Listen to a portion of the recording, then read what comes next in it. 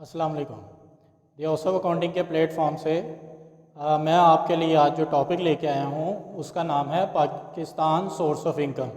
ये जो टॉपिक है ये टैक्सेशन से रिलेटेड है।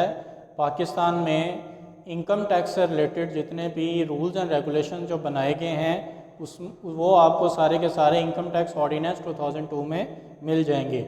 लेकिन इनकम टैक्स ऑर्डिनेंस 2002 का जो सबसे ज़्यादा डिस्कस होने वाला जो टॉपिक है वो है Pakistan source of income. Pakistan source of income क्या है कि ऐसा सोर्स ऑफ इनकम जिसका ताल्लुक़ पाकिस्तान से है और पाकिस्तान से आप वो इनकम जनरेट कर रहे हैं। अब जो इनकम आप पाकिस्तान से जनरेट कर रहे हैं, पाकिस्तान की जो गवर्नमेंट है उसके ऊपर किसी न किसी किस्म का टैक्स लेने आपसे ले भी सकती है, आपसे नहीं भी ले सकती। कुछ इनकम्स को गवर्नमेंट एग्जाम डिक्लेयर कर देती है और कुछ इनकम को गवर्नमेंट टैक्सेबल डिक्लेयर कर देती है। It depends upon the government policies के गवर्नमेंट क्या पॉलिसीज़ बनाती है। लेकिन आज हम देखेंगे कि पाकिस्तान में रहते हुए कि आप कितने डिफरेंट वे से, आप कितने डिफरेंट हेड से जो है वो इनकम जनरेट कर सकते हैं। हमने पाकिस्तान के अंदर इनकम टैक्स ऑर्डिनेंस 2002 के अंदर इनकम्स अर्न करने के जो हेड्स बनाए हैं वो 5 बनाए हैं। हर कंट्री का एक अपना टैक्सेशन लॉ है। ज़रूरी नहीं है जो हमारा है वो इंडिया का हो या यूके का हो। अब यूके के 3 हेड ऑफ इनकम हैं, हमारे 5 हैं, तो हो सकता है किसी और कंट्री में ज़्यादा भी हो सकते हैं। लेकिन चूंकि हमारे 5 हैं, हमने इन 5 को 1 बाय 1 डिस्कस करना है। आज मैं इन 5 हेड्स को फॉर्मल तरीके से एक्सप्लेन करूँगा कि ये 5 हेड हैं क्या। उसके बाद फिर हम 1 बाय 1 हर हेड को थारोली एक्सप्लेन करने की कोशिश करेंगे कि इस हेड के अंदर आगे फर्दर कितनी कैटेगरीज की इनकम्स को शामिल किया जाता है। जिसमें सबसे पहले है जी सैलरी। सैलरी वो इनकम है जिसमें एम्प्लॉई और एम्प्लॉयर का रिलेशनशिप एग्जिस्ट करता है और उस रिलेशनशिप की बेस पे आपको जो भी पेमेंट मिलेगी वो सैलरी कहलाएगी। चाहे वो एक डेली वेजेस की सूरत में आपको मिल रही है, चाहे वो सैलरी की सूरत में मिल रही है, चाहे वो आपको एक रेम्यूनरेशन आप मिल रहा है, आपको किसी भी सूरत में बोनस आपको मिल रहा है, आपको किसी भी सूरत में एम्प्लॉयर की तरफ से जो भी इनकम आ रही है, this is a part of salary. आपको रिटायरमेंट के बाद पेंशन आ रही है, आपको रिटायरमेंट के पैसे आ रहे हैं, आपको ग्रेजुटी आ रही है, आपको ट्रैवलिंग अलाउंस आ रहा है, आपको मेडिकल अलाउंस मिल रहा है, आपको हाउस रेंट अलाउंस मिल रहा है, आपको अकोमोडेशन फैसिलिटी मिल रही है, आपको कार की फैसिलिटी मिल रही है, आपको घर में रहने की, मतलब कि जितनी भी फैसिलिटीज़, जितने भी बेनिफिट्स आपको एम्प्लॉयर की तरफ से मिलेंगे on account of that particular relationship, उसको हम क्या कहेंगे, एम्प्लॉयमेंट। और उससे जितनी भी इनकम आप जनरेट करेंगे वो सारी की सारी कौन से हेड में जाएगी, सैलरी के हेड में जाएगी।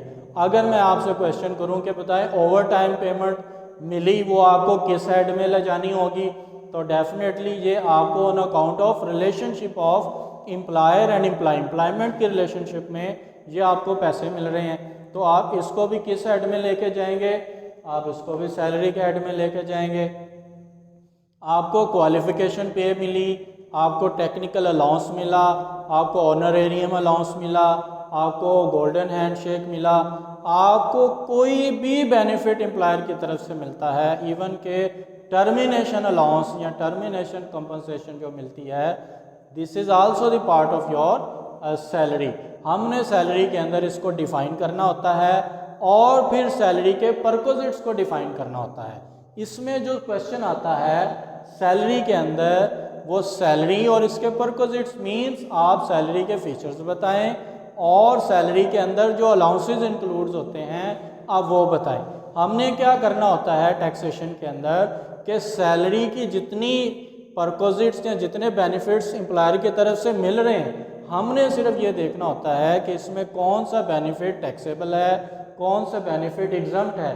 अगर मैं बीमार हुआ, मैं हॉस्पिटल एडमिट हुआ, मेरे एम्प्लॉयर ने 2 लाख रुपया पे करके मेरी ट्रीटमेंट करवा दी, अब सवाल अराइज होगा कि ये 2 लाख तो मेरी इनकम है ना, अदरवाइज मेरी पॉकेट से जाता, क्या इसके ऊपर मुझसे टैक्स वसूल किया जाएगा या नहीं किया जाएगा। ये बात का टॉपिक है कितना बनेगा।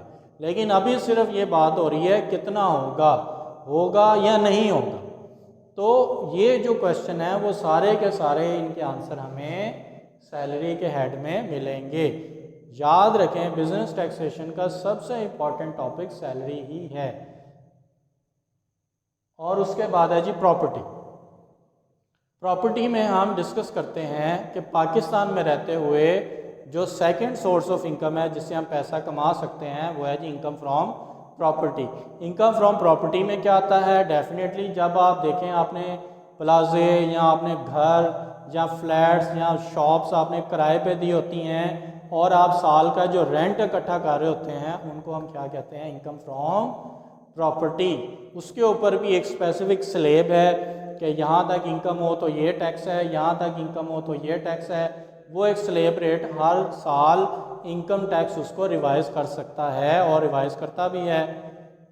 अब प्रॉपर्टी के अंदर वो भी पेमेंट शामिल होती हैं जो आप एज एडवांस पेमेंट वसूल कर लेते हैं, या आप जब किसी के साथ कॉन्ट्रैक्ट करते हैं प्रॉपर्टी को सेल आउट करने का और कॉन्ट्रैक्ट आपका ब्रेक और ब्रीच हो जाता है और उसमें जो आप एडवांस अमाउंट फॉरफीट कर जाते हैं, this is also the part of your rental income. Rental income को भी हमने डिफरेंशिएट करना होता है क्योंकि गवर्नमेंट इसके ऊपर भी टैक्सेस हमसे वसूल करती है। ये ज़रूरी नहीं है कि जो सैलरी ले रहा है वो रेंटल इनकम नहीं ले रहा। अक्सर ऐसा होता है लोग एम्प्लॉयज़ भी होते हैं और उनकी शॉप्स भी किराए पे आ रही होती हैं, तो फिर उनकी एम्प्लॉयमेंट की income, salary income plus rental income दोनों को टोटल करके फिर उसके ऊपर टैक्स कैलकुलेट होते हैं या स्लैब रेट के ज़रिए उनका कैलकुलेटेड टैक्स कैलकुलेट किया जाता है। And number third is income from business. This is also very vast subject of income taxation के बिजनेस के अंदर बहुत ज़्यादा कैटेगरीज हैं, बेशुमार बिजनेसेस के टाइप्स हैं, लेकिन इसमें भी गवर्नमेंट ने एक स्लैब रेट बनाई है कि अगर इससे ज़्यादा आपकी इनकम होगी तो ये टैक्स होगा, ये इनकम होगी तो ये टैक्स होगा। ये स्लैब रेट वेरी करती है इंडिविजुअल के लिए अलग से, एओपी के लिए अलग से, फर्म के लिए अलग से, कंपनी के लिए अलग से। बीकॉम लेवल पे हम इनकम फ्रॉम बिजनेस के जो रिटर्न्स हैं हमसे वो नहीं पूछी जाती कि ये आप कैसे बनाएंगे। इस वजह से बीकॉम लेवल पे बिजनेस इनकम फ्रॉम बिजनेस के अंदर एक या दो तरह का सवाल पूछा जाता है कि जी बताएं कौन सी इनकम है जो कि बिजनेस इनकम का पार्ट होंगी, कौन सी नहीं होंगी। मतलब कि कौन सी ऐसी इनकम्स हैं जो कि बिजनेस इनकम में इंक्लूड नहीं होंगी, mean deductions which are allowed and deductions which are not allowed. कौन से आप एक्सपेंसेस इसमें से लेस कर सकते हैं और कौन से एक्सपेंसेस आप लेस नहीं कर सकते। इसमें आपको सिर्फ यही क्वेश्चन पूछा जाता है। नंबर 4 है जी कैपिटल गेन।